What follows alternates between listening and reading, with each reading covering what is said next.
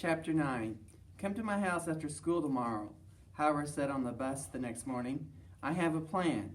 What kind of plan, I asked. A plan for catching that dog. Wishbone, I said. His name is Wishbone. Howard took a bit of the toast he had brought on the bus with him. Whatever he said, we still need a better plan than a map. I don't see why we can't. I sat up and grabbed Howard's knee.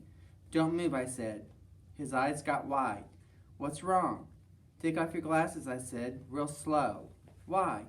Just do it. I snapped a little louder than I meant to. He took his glasses off, then squinted over at me.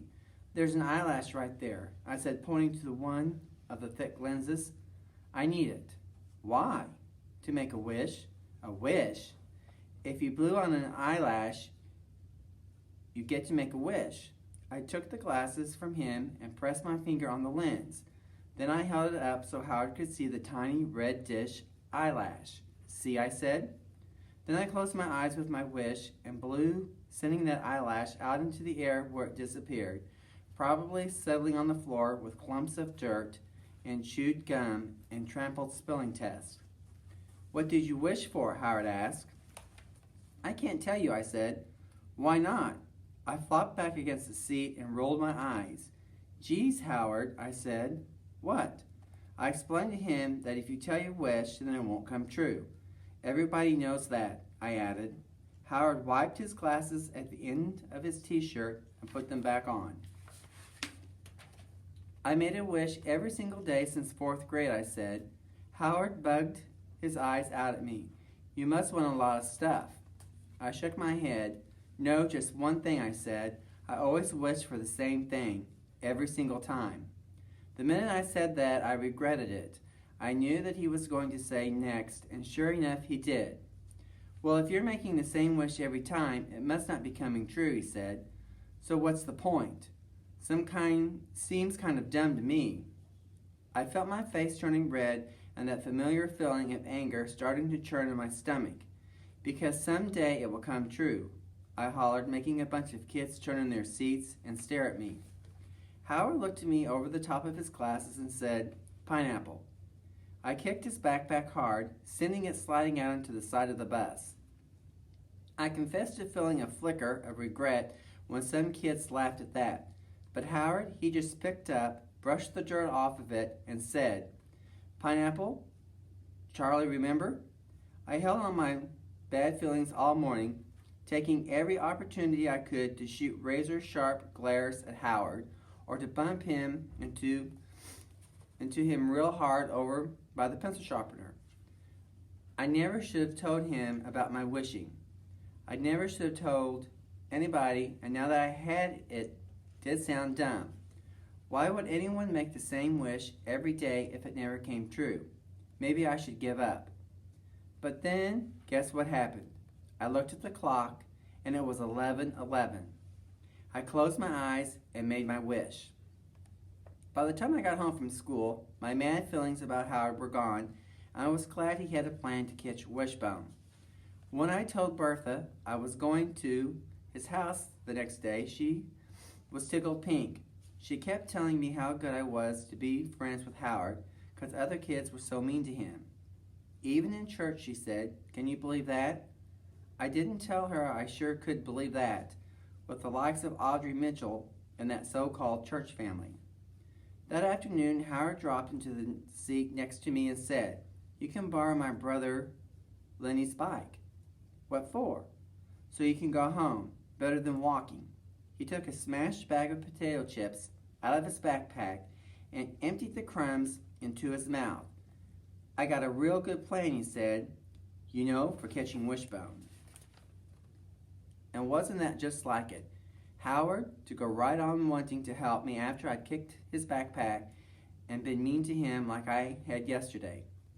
So when the bus stopped at his house, I followed him and Dwight across the weed-filled yard, up the rickety steps, past the ratty couch, and into the sad-looking house. When I stepped inside, I didn't know where to look first. A hamster cage on the coffee table, a drum set in the corner, stacks of books and magazines lining the walls, some kind of tree planted in a rusty bucket by the window, The floor was littered with blankets and pillows and shoes and board games and plastic bowls with popcorn kernels and pretzel crumbs in the bottom. The walls were covered with crayon, artwork on construction paper, and school papers with gold star stickers and "nice job" written at the top. I could see that Mrs. Odom's rutabaga was Howard's brother, Cotton, wasn't working too good because there were lots of drawings with colored markers along the bottom of the walls.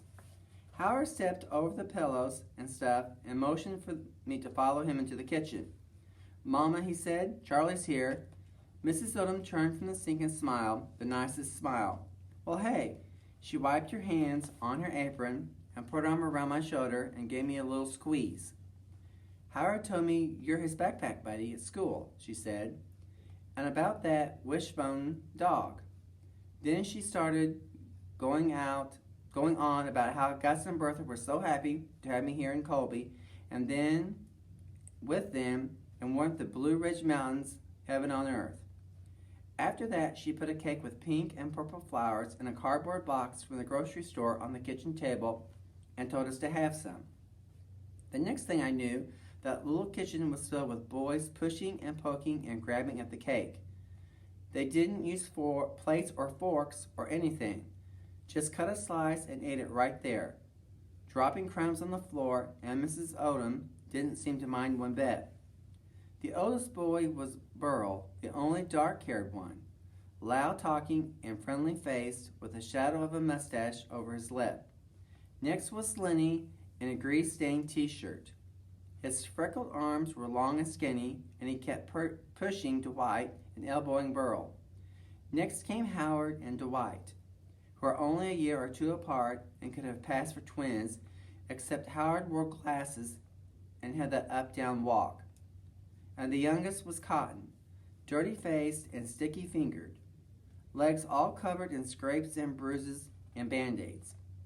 Mrs. Odom gave us water in paper cups and made the rounds, kissing and hugging each of those boys. It didn't take a genius to know that Bertha had been right about the Odoms and their good hearts. I don't know why, but I felt shy and out of place in there with the noise and energy bouncing around and sheer goodness clinging to the walls of that house. Howard and I sat on the couch on the porch, and he told me about his plan to catch Wishbone. He had it all written down in a notebook and even had pictures drawn with colored pencils. "You think it'll work?" I asked. "Sure." Howard closed his notebook and hugged it to his chest. Then we sat in silence, watching Lenny and Cotton filling a plastic bucket with rocks and dragging it to the side of the yard where they were building some kind of wall. Dwight rode his bike round and round the yard, stirring up clouds of red dust, while Burl hollered at him to stop because he was trying to change the oil in his truck. Then me and Howard decided to look for Wishbone some more. So we spent the rest of the afternoon tromping through the woods and wandering up and down the side of the road, but finally gave up. By the time we got back to Howard's house, Mrs. Odom was telling everybody to wash up for supper. "Stay and have supper with us, Charlie," she said. Before I could say anything, Mrs. Odom added, "I'll call Bertha and see if it's okay with her.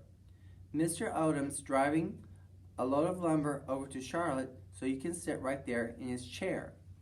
So we sat at the table, and before I knew what was happening, Howard grabbed my right hand and Dwight grabbed my left, and they all bowed their heads while Burl said the blessing. He thanked the Lord for nearly everything under the sun, including the deviled egg on the plate in front of them. Then everybody said, "Amen," and drove into that food like they hadn't eaten in a week. Mrs. Odom kept jumping up to get more pork chops or pour more milk, and it seemed like she couldn't walk by one of those boys without patting their shoulders or kissing the tops of their heads. I tried to imagine taking Howard to my house back in Raleigh, so quiet and dark. My school papers would not be taped on the wall, and Mama would not kiss me on the top of my head. There wouldn't be any cake with pink and purple flowers. If Howard stayed for supper, he and I would eat pork and beans or potato chips or a bologna sandwich in front of the TV, and nobody would say the blessing. When it was time for me to leave, I thanked Mrs. Odom, climbed on Lenny's bike, and set off for home.